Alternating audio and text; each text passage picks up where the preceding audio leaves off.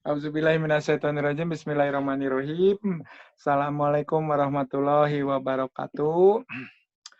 Alhamdulillahirabbil alamin. Wassalatu wassalamu sayyidil wal mursalin wa ala alihi washabihi ajmain.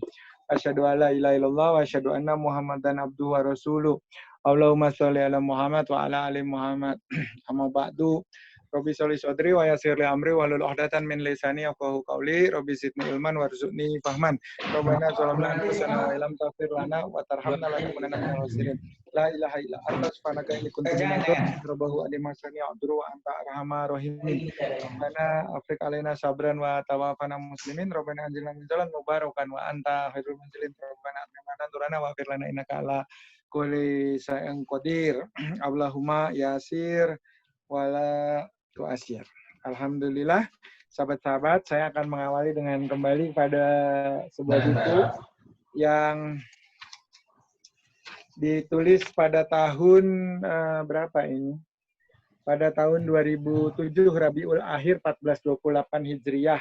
Editornya adalah Bapak Rizal Riki Eno yang memfasilitasi Zoom untuk studi peradaban. Terus ya ini editornya, ini head editornya adalah Pak Rizal. Ini judulnya adalah Celing. Dan live saya akan mengawali pertemuan kita kali ini dengan membaca satu cerita saja sebagai bagian dari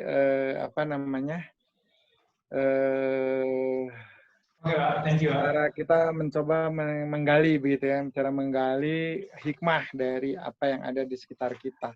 Saya lagi cari dulu cerita yang paling relevan sama kita. Kemarin kita sudah bercerita soal Tobi ya. Sekarang saya akan bercerita tentang burung bangau. Saya lagi cari nih, sebelah mana ya?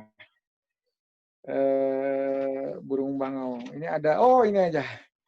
Bonocoro ya, Bonocoro. Ini bener, judulnya Bonocoro. Terbalik ini tapi ya, Bonocoro. Jadi ini adalah coro ya, alias kecoa, alias cucunguk. Kata bahasa Latinnya itu adalah cucunguk ya. Barangkali teman-teman sendiri sering saya menceritakan konsep cucunguk itu gitu ya. Kita selalu takut gitu, padahal atau bukan takut, lebih tepat itu lebih semacam kayak geli gitu ya mungkin ya. Jadi kalau menurut saya sih lebih seperti geli gitu ya. Nah, kalau bisa dilihat kalau dilihat dari segi biologisnya, dia sebenarnya adalah kelas insekta. Jadi sebenarnya kita nggak geli sama belalang, sama jangkrik gitu ya. Padahal mereka bersaudara, mereka sama-sama kelas insekta, ordonya dari Blattodea. Nah, kecoa ini memang macam-macam, ada sedikit perbedaan di garis lintang. Jadi yang di tropis dan yang di daerah subtropis itu ada sedikit perbedaan karakteristik, tapi sampai di hampir setiap penjuru alam dunia ini selalu ada kecoa.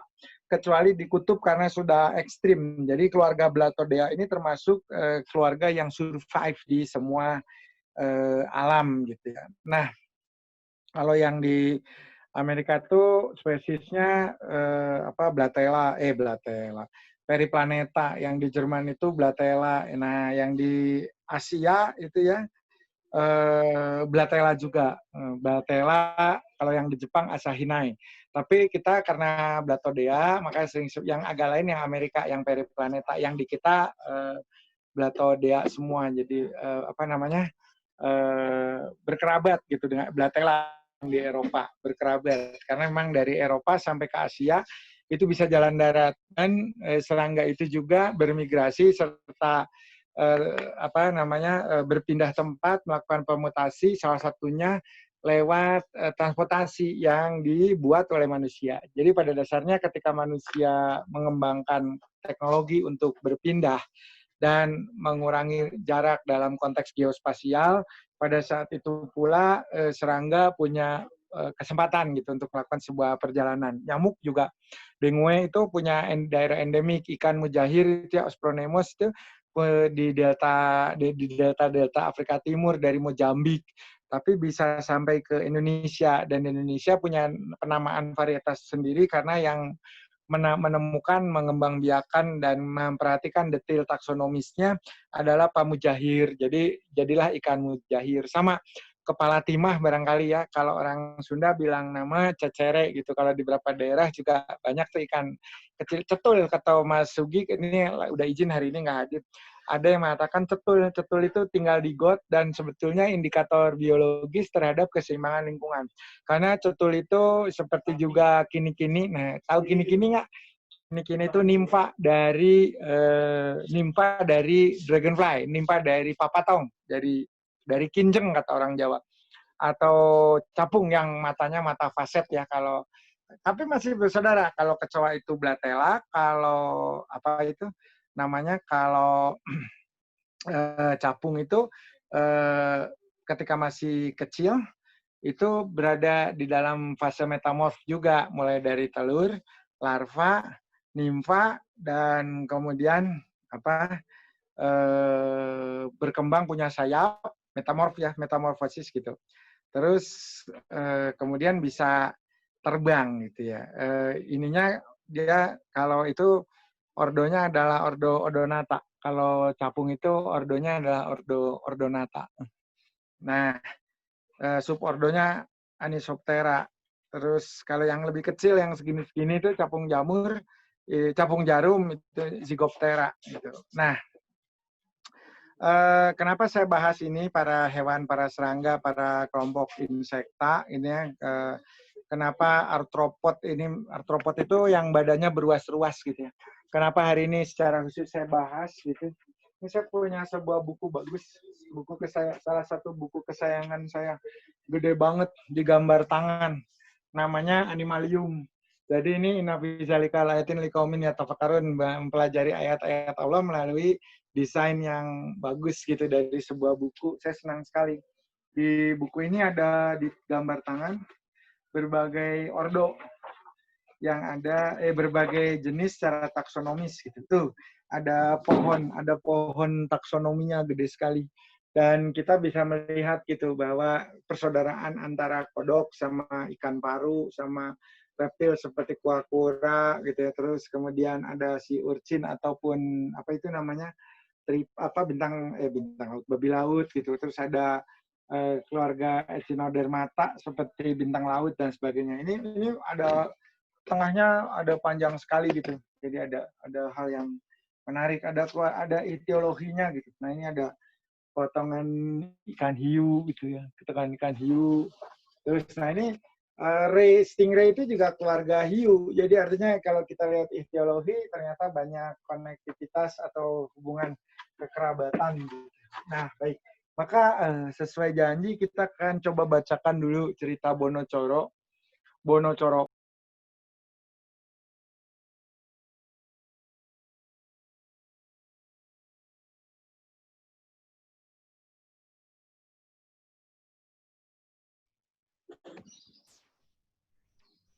Kemit, Pak.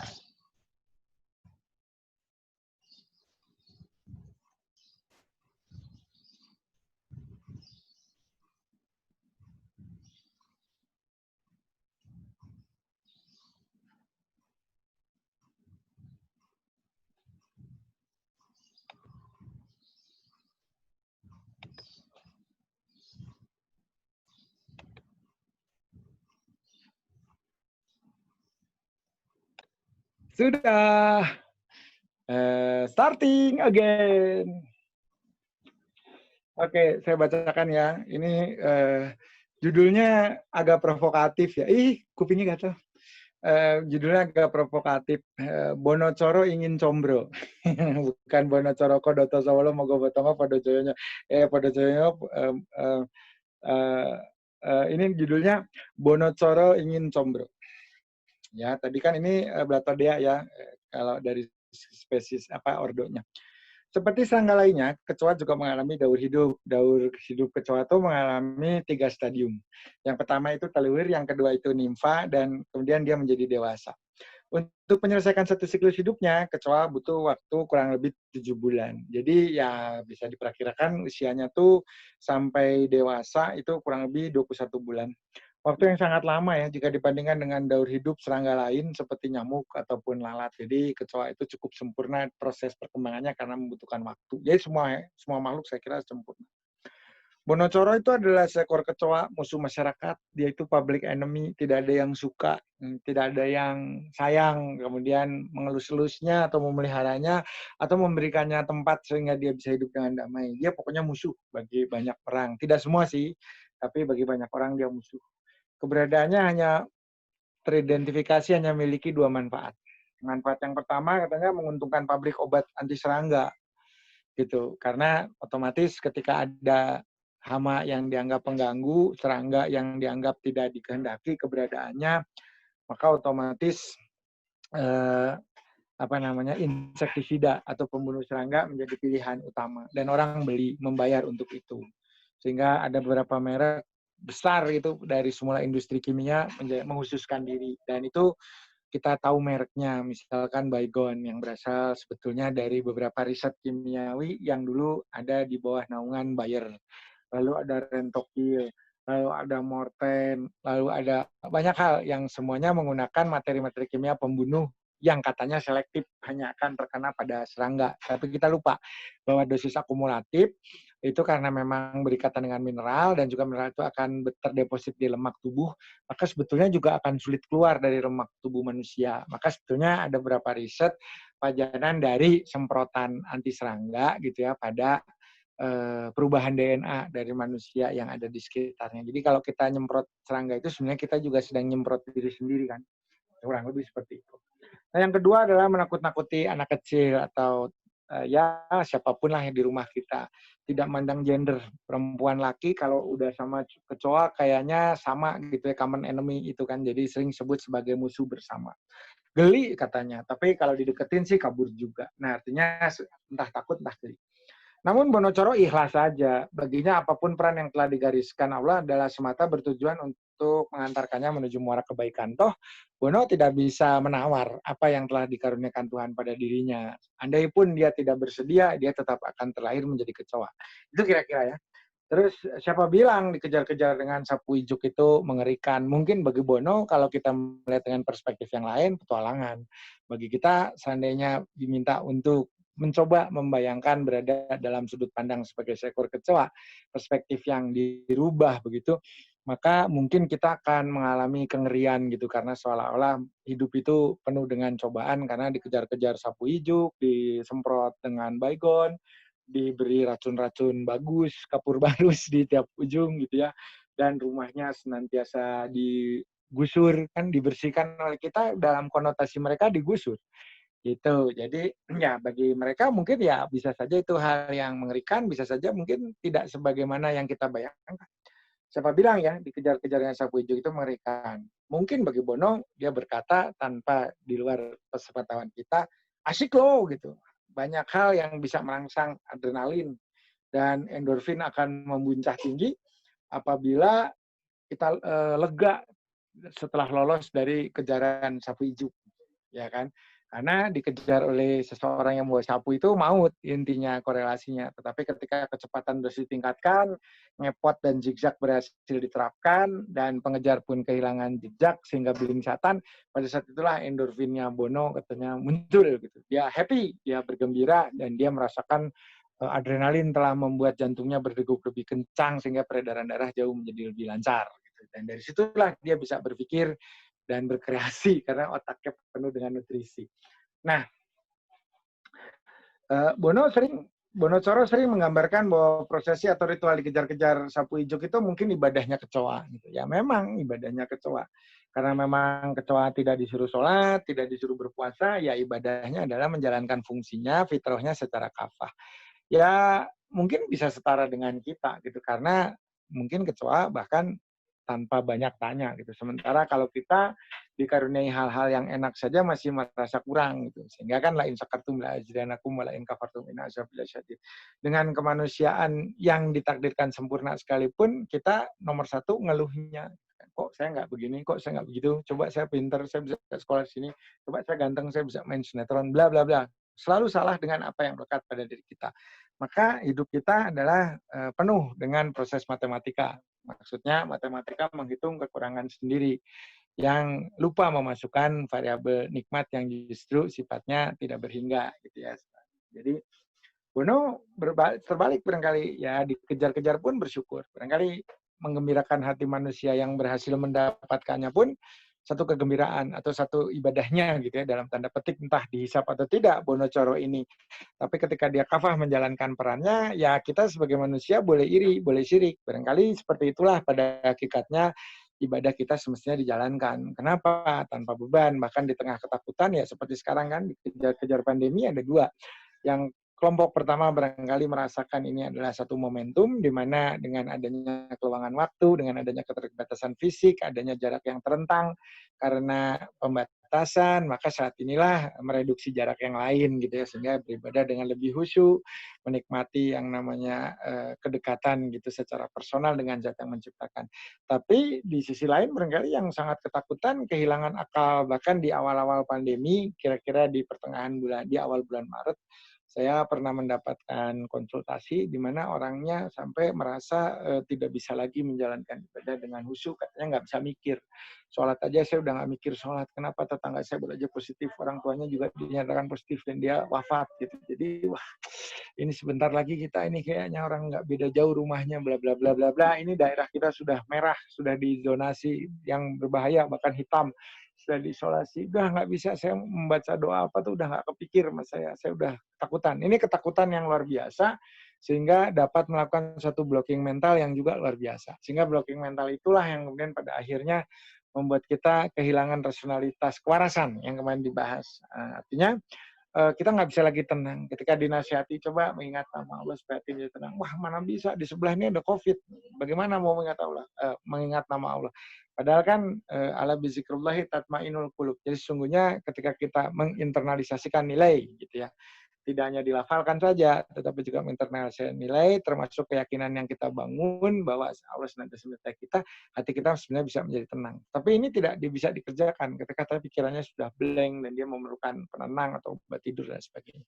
Nah, kondisi-kondisi seperti ini yang sebenarnya terjadi gitu. Jadi ada kelompok yang memang menjadi bagus kualitasnya, learning curve-nya menunjukkan dia banyak belajar, dia banyak mengambil hikmah, dan dia bisa menempatkan diri sesuai dengan kondisi. Sementara ada yang denial, sehingga kemudian menarik diri, sementara tingkat uncertainty yang diakuisisinya membuatnya semakin meyakini gitu, wah ini kayaknya nggak akan ada selesainya ini, bagaimana ini, apa ya, what I supposed to do, apa yang harus saya kerjakan. Sehingga getting frustrated ya. Artinya apa? Ketika seseorang yang kecil dan lemah berusaha menyelesaikan sebuah persoalan atau mencari solusi dari sebuah persoalan yang teramat besar, ya sudah bisa ditebak hasil akhirnya bahwa yang bersangkutan akan mengalami kegagalan. Karena apa? Karena mempercayakan pada kemampuan diri. Makanya saya sering mengatakan, percaya diri itu boleh, tetapi diri sebagai representasi ciptaan Allah. Kalau lebih bagus lagi dari awal deklarasikan saja bahwa saya percaya Allah, bahwa Allah akan memberikan jalan melalui kapasitas kita, kompetensi kita bisa, tapi juga bisa dalam kondisi yang tidak selaras dengan apa yang kita harapkan. Kita punya potensi, kita punya kemampuan, kita punya relasi, networking, mestinya berhasil ketika kita usaha tertentu gitu. Tapi ternyata kemudian ada hal di luar kemampuan kita, misalnya tiba-tiba datang pandemi. Mau bilang apa? Artinya usaha apapun di fase awal gitu ya, baru merintis, modal baru masuk dan berharap ada break even point dari aktivitas usaha, ternyata ada pandemi, ada bencana alam dan sebagainya. Artinya apa? Tentu saja dalam konteks ini ada kewenangan di luar batas kemampuan kita. Atau kita bisa antisipasi, oke. Okay. Tapi ya saya tempat dagang saya misalnya tidak terkena dampak banjir, tetap kering dan sebagainya. Iya, tapi di sekitar Anda kan ada satu kondisi yang sangat heterogen di mana mungkin banjirnya bukan di rumah Anda, tapi ada di jalan akses paling utama ke sana. Nah, akibatnya ini yang sebetulnya kita nggak punya kekuasaan untuk mengubah itu selain hanya bisa mendoakan. Maka ya udhuni astajib lakum, bahwa pada hakikatnya doa itulah sebenarnya satu kekuatan yang bisa menjadi perekat hubungan antara kita dan Allah. Karena walau bagaimanapun hasilnya selalu ada, meskipun tidak selalu bisa dirasa. Jadi ada beberapa staging. Nah, maka jika pada manusia beribadah adalah jendela yang mengantarkan hawa sejuk, kelegaan, memenuhi aliran darah dengan molekul cinta, menghadirkan harapan, dikejar sapu ijuk mungkin bagi Bono ya sama kali sensasinya gitu ya. Dia berusaha payah namanya riadoh, dia harus lari, dia harus kenceng kalau pengen selamat. dan dia bertualang gitu melalui berbagai sudut-sudut yang sudah dia kenal dengan baik atau sudut-sudut yang udah dia survei atau dia menggabungkan gitu ya. Kristalisasi pengetahuan yang semula dari dua public atau private domain yang berbeda-beda tentang jalan pelarian dan sebagainya, dia bisa mencari alternatif ketiga. Nah, maka formulasi rumus dan inovasi senantiasa didominasi oleh adanya kemampuan untuk melihat gitu. Melihat apa? Melihat fakta dan variabel yang berada di waktu data yang telah dilalui, merancangnya sesuai dengan kapasitas hari ini, menyiapkannya untuk menjadi kompetensi di hari esok. Nah, kan kira-kira gitu ya. Kan kita harus begitu. Jadi kita memang kita punya limit ya bahwa bahkan kan disampaikan bahwa nasihat paling baik itu tidak lain dan tidak bukan adalah saling menasehati bahwa usia kita pada dasarnya terbatasi, bisa panjang, bisa pendek, ya kita nggak pernah tahu. Bisa 1 detik setelah ini, bisa 100 tahun gitu ya. Ada orang di apa ya istilahnya barangkali di diagnosa gitu dengan penyakit yang teramat berat, lalu ada orang yang hasil medical check up-nya sehat, orang yang usia 40 tapi menurut dokternya Anda seperti seorang remaja berumur 24 tahun. Semua organ Anda berada pada peak performance atau top performance. Wah, langsung kan makan Anda nggak ada masalah, olahraga juga Anda rajin, saya lihat Anda punya otot-otot rangka bagus, bla bla bla bla. Tapi itu bukan jaminan apapun gitu bahwa ternyata yang ringkih, yang sudah pakai ventilator, yang sudah di ICU berkali-kali, itu mungkin bertahan 30-50 tahun ke depan gitu, sudah cuci darah begitu misalkan ya.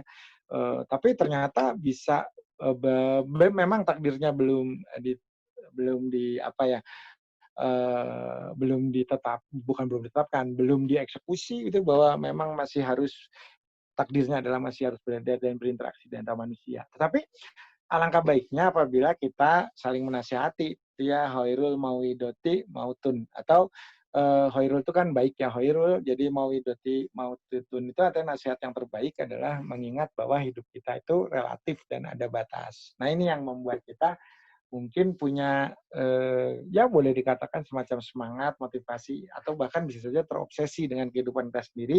Dan kalau obsesinya itu arahnya kita factoring, arahkan gitu ya ke koordinat yang bisa membangun sebuah ketenangan, kemudian kemajuan peradaban dan sebagainya, ya maka ini akan menjadi satu energi gitu yang tadi luar biasa besar, mencari faktor penyebab, mencari solusi dan inovasi supaya tidak terjadi hal-hal yang berlarut, itu kan yang sekarang terjadi. Maka kita yang selama ini barangkali tidak harmoni, tidak selaras gitu sehari-hari belakangan ini kok terutama yang terkait dengan ya saling bahu-membahu mengatasi pandemi ini kok seolah-olah tidak lagi mempertimbangkan persoalan kamu dari mana, siapa gitu, kamu kenal sama siapa di sini, apakah memang ini ada saudara kamu di sini, tidak. Jadi kita sudah memberikan apapun yang kita mampu gitu untuk membantu dan menolong sahabat-sahabat kita. Nah ini kan fenomena yang sebetulnya secara psikogenomik, yang saya harus sampaikan, secara psikogenomik mempengaruhi neuroplastisitas. Maka ketika proses misal karantin gitu ya, yang berasal dari kata arba'in gitu, diterapkan gitu di apa oleh Ibnu Sina atau Avicenna yang kemudian juga dituliskan gitu ya dalam apa namanya yang kalau di luar di barat itu sebutnya kanon nih, kanonnya Ibnu Sina itu. Tapi sebetulnya itu adalah kitab babon untuk para altib gitu ya. Jadi nah di dalamnya kan disebutkan bahwa ternyata ketika ada proses mengisolasi diri selama 40 hari itu juga terjadi yang namanya proses adaptasi, saling berkenalan dalam konteks terbatas gitu, sehingga orang-orang yang tadinya mungkin belum punya basis data itu akan punya kesempatan untuk mengakuisisi bahwa ini loh yang harus dikenali dan apa-apa saja yang baik untuk kita pertahankan. Nah itu di situ. Nah maka kalau saya kembali lagi mungkin saja bagi Corobono dikejar-kejar sapu karena dia meyakini bahwa itu adalah qadarullah bagi dirinya, lahir sebagai kecoa, ya dan resikonya ya dikejar orang. Mungkin bagi dia sudah seperti itu. Nah, tapi hari ini Bonocoro gundah. Bukan karena ia khawatir akan dijadikan target semprotan anti kecoa model baru, ataupun karena akan digeledahnya sudut-sudut lemari tempat yang selama ini didiaminya, melainkan karena ia ingin sekali, ya kan? Ya, ingin sekali mencicipi sejenis makanan, yaitu di kalangan manusia panganan itu dinamai combro. Jadi si Bonocoro pengen combro ceritanya. Hah? What's going on with this cockroach brain? Apa yang salah ini, error dengan otaknya si kecoa ini? Are you insane? Gitu mungkin bagi teman-temannya akan bertanya seperti itu. Kenapa?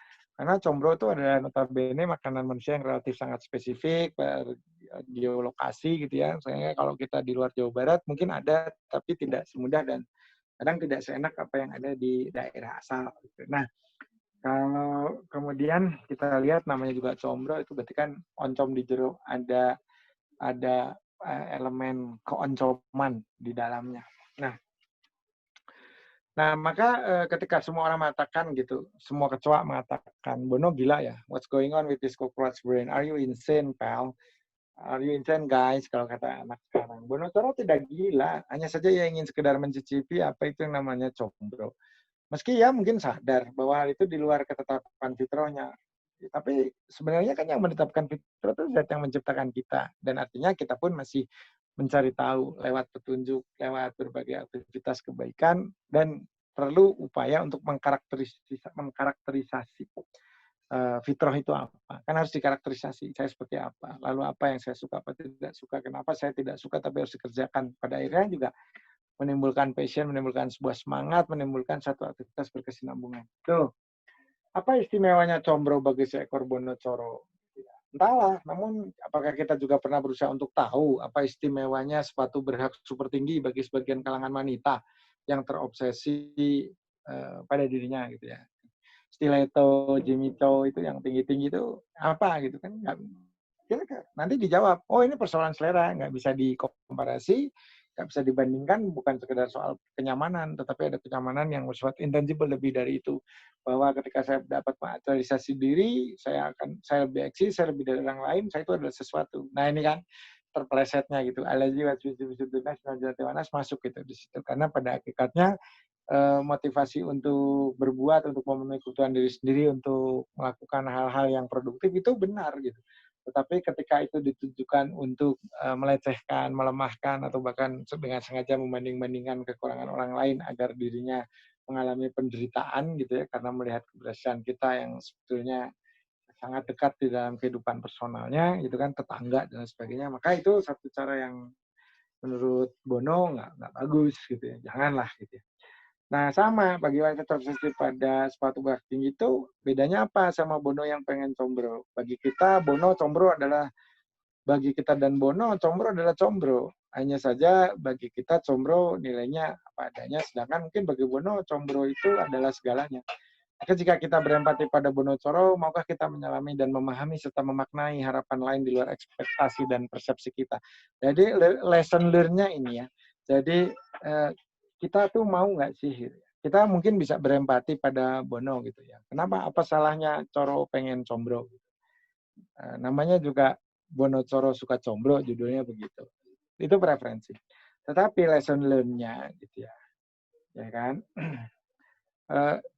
Tadi sesuatu hal yang remeh, sesuatu hal yang relatif mungkin kurang berarti dan berharga bagi kita, di saat yang bersamaan di ruang waktu yang kemudian sebenarnya bisa menghadirkan titik temu, itu ada orang-orang lain yang sangat membutuhkan.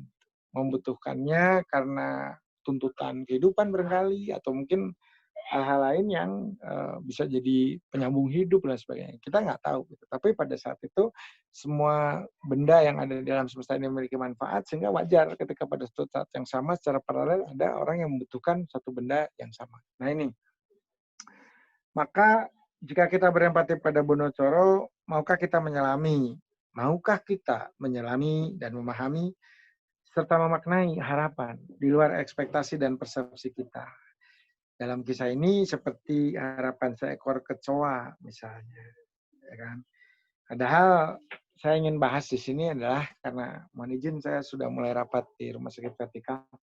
Jadi selama ini kalau kita berbicara impian, harapan, keinginan itu semuanya egosentris. Kita nggak pernah mencoba melihat persepsi orang lain, harapan orang lain, impian orang lain, bahkan orang-orang yang terdekat dengan kita, bahkan orang-orang yang bekerja dengan kita. Nah, semuanya ingin kita bawa gitu di dalam visi kita, misi kita, bahwa mereka semua adalah alat untuk mewujudkan impian-impian kita. Benar nggak? Ini ya mohon izin ya, mungkin kita nggak mengakui, tetapi dalam prakteknya ya kita kerap menerapkan hal-hal tersebut, bahwa kita mengeksploitasi orang lain untuk kepentingan kita, bahwa bahkan orang yang menjadi katanya gitu secara pragmatis, bukan secara pragmatis, secara normatif kita menyebutnya sebagai oh ya orang yang kita cintai, tapi sebenarnya mungkin yang kita kerjakan adalah eksploitatif.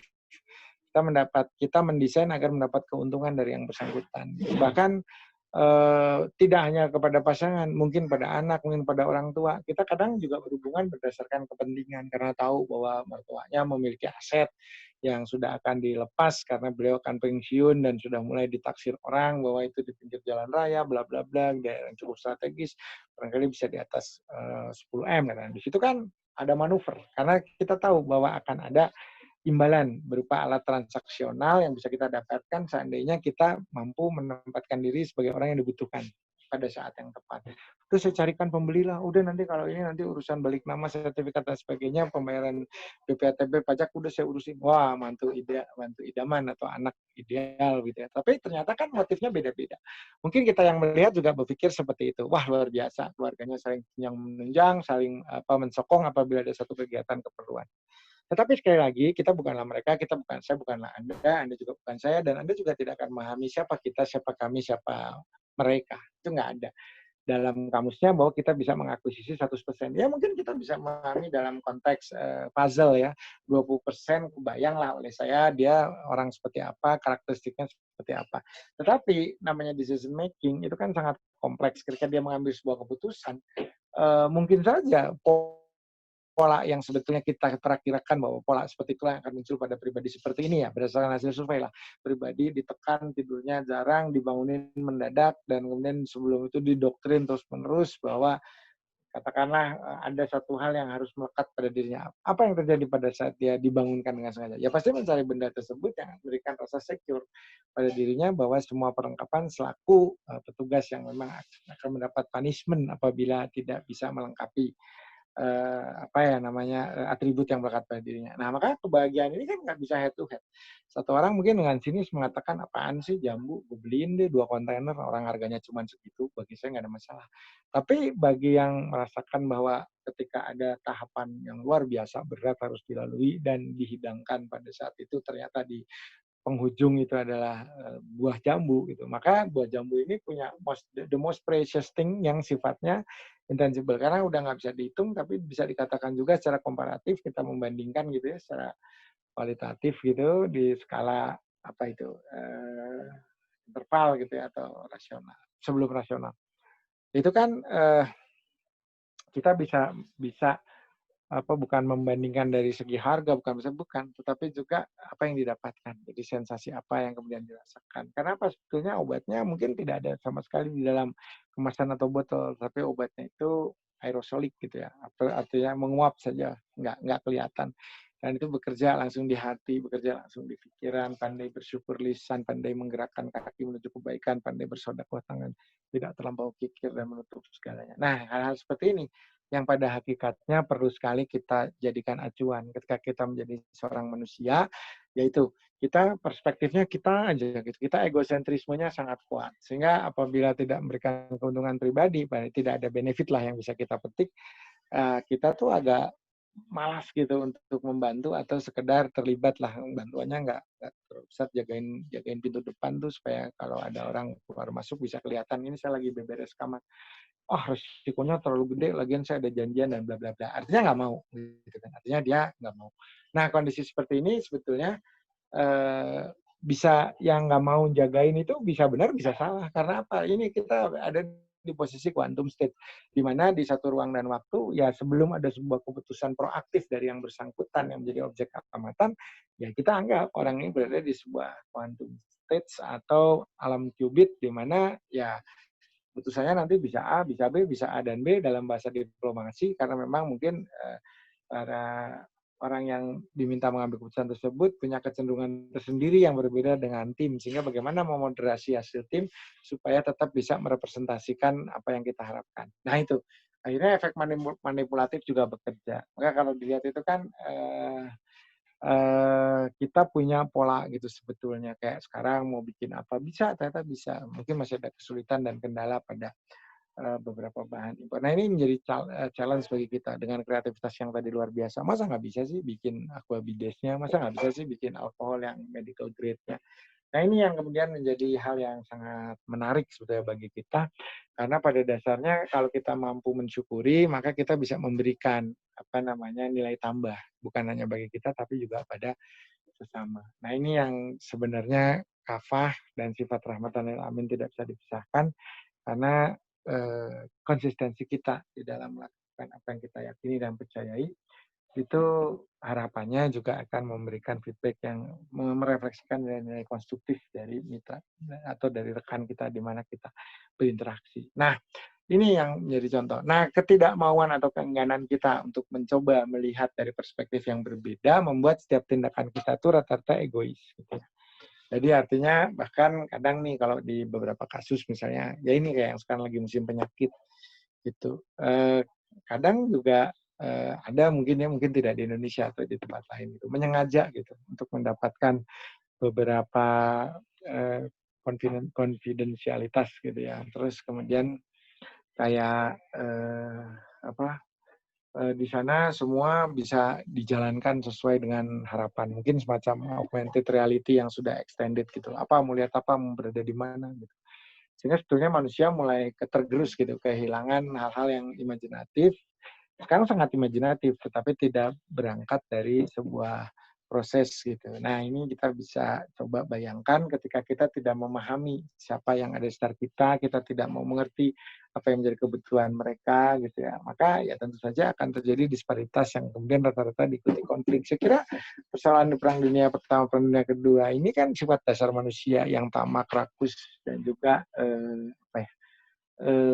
tidak mau memikirkan dan melihat dari sudut pandang orang lain. Semuanya dari saya.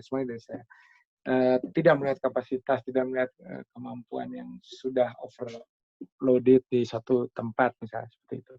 Nah ini yang sebenarnya harus kita perbaiki gitu dari sikap kita untuk mampu melihat dan berempati gitu, menjalani sepenggal fragmen kehidupannya sehingga kita juga bisa ngerti, oh iya ini dia tuh begini sifatnya karena begitu. Ini misalnya ke teman, ke sahabat, dan ke sebuah lingkungan yang close circuit, yang tertutup gitu. Karena memang saat ini kita perlu itu menyadari bahwa mengapresiasi itu baik dan tidak harus selalu memaksa orang untuk mengapresiasi karya kita. Gitu. Karena sebetulnya sama saja ketika seseorang kemudian ingin mengekspresikan dan mengaktualisasikan dirinya, tentu saja harapan yang dimilikinya harus punya batasan tadi dalam konteks probabilitas. Gitu. Tidak bisa dong Anda mendapatkan semua yang terbaik yang Anda inginkan. Tuh kira-kira ya. Jadi pada kesempatan kali ini mungkin saya itu dulu karena ini saya sudah mulai ada kegiatan di kamar sebelah. Dan mudah-mudahan meskipun disampaikan dengan bahasa sederhana, bercerita tentang seekor coro, tapi marilah kita belajar pada Bono, karena Bono ini termasuk orang yang pandai, kecoa yang pandai bersyukur. Ini fiktif ya, saya juga belum pernah membuat interviewnya sama kecoa. Gimana perasaan lu jadi kecoa, baik-baik saja, belum pernah gitu. Jadi sama seperti Nabi Allah Sulaiman alaihissalam gitu ya, diminta untuk berbicara dengan berbagai entitas spesies gitu, seperti semut dan sebagainya. Nah sekarang kan kita juga berbicara ya, tetapi konteks berbicaranya adalah dalam bioteknologi atau biomolekuler, memetakan gen dan sebagainya. Dan inilah yang sesungguhnya kita lihat bahwa kemampuan kita untuk melihat berbagai kelebihan kekurangan baik dari kita sendiri ataupun partikel dan elemen lain di alam semesta ini sebetulnya adalah yang memperkuat dalil bahwa pada hakikatnya kita itu harus mencoba gitu, melakukan satu proses yang diniatkan sebagai ibadah, ikhlas, tidak banyak menuntut hasil, tetapi kita juga bisa merasakan, oh ini loh dinamikanya ketika orang tuh untuk makan memang hanya perlu ikan dan ikannya nggak ada, jadi bisa merasakan. Sehingga ketika kita juga punya harapan untuk menggerakkan sebuah istana seperti kisah Howell Moving Castle itu dari Studio Ghibli, itu kesulitannya bukan dia membuat rumahnya gitu, tetapi ketika ternyata dia menyadari bahwa dia tidak membutuhkan. Nanti artinya kan dia tidak berkomunikasi kan dengan diri sendiri. Nah sementara pada beberapa kondisi berkomunikasi dengan orang lain mungkin juga sifatnya distortif, alias apa, ya sekali lagi tergantung pada subjektivitas, pada sudut pandang. Seleranya dia, preferensinya kemana, ya belum tentu nasihat dia itu tepat buat kita gitu. Jadi ini yang harus dielaborasi. Nah, marilah kita belajar dari Bono dan banyak makhluk hidup lainnya, di mana mungkin mereka juga punya perspektif terhadap manusia seperti kita melihat sumber-sumber yang kecil tapi bisa menimbulkan penyakit, misalnya SARS-CoV. Mungkin kalau kita agak kecil, kita yang balik ngelihat gitu, wah ini ada manusia gede banget, ini maksudnya apa? Kira-kira seperti itu. Nah ini, tetapi kita juga nggak bisa menuduh gitu bahwa orang ini punya maksud jahat gitu karena dia badannya besar maka dia akan bla bla bla bla.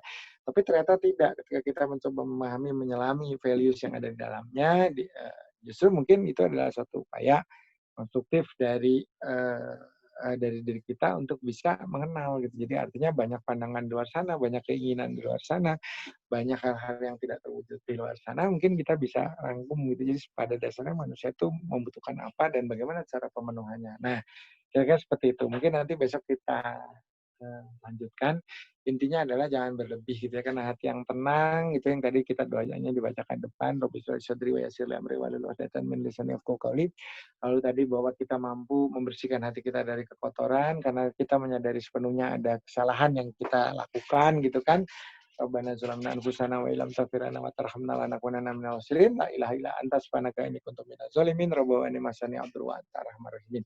Itu kira-kira sekaligus sebagai doa penutup, mudah-mudahan dapat menginspirasi kita di siang hari ini bahwa marilah kita mulai belajar untuk menilai segala sesuatu tidak hanya dari perspektif kita, tapi kalau bisa multi perspektif. Karena ya ada juga kita sudah pakai perspektif orang, ternyata yang dipakai mungkin perspektif seorang yang secara akhlak nggak bagus. Jadi artinya kita terbawa oleh apa ya, katakanlah konektivitas yang bersifat fisika itu. Jadi kita seolah-olah jadi kehilangan kreativitas gitu dalam berkarya. Nah itu mudah-mudahan supaya kita besok ada bahan juga. Nanti mungkin saya carikan juga cerita apa lagi yang ada di sini. Saya pikir-pikir nih buku tua ternyata isinya lumayan lah gitu ya.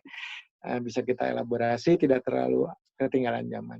Jadi marilah kita belajar bukan memahami, belajar melihat atau mempertimbangkan dari sudut pandang yang berbeda. Karena ini akan memberikan banyak sekali perubahan di dalam diri kita. Kita akan mendapatkan hal-hal yang hilang dari diri kita pada saat kita menjadi soliter dan membatasi segala hal, bukan masalah PSBB yang membatasi segala hal yang terkait dengan ekspresi pribadi. Jadi artinya mungkin kita juga harus mulai kembali bersahabat dengan banyak orang sehingga kita tadi punya satu kemampuan untuk mengelola kehidupan kita dengan lebih baik. Mungkin itu yang bisa saya sampaikan. Terima kasih atas segenap perhatian yang telah diberikan.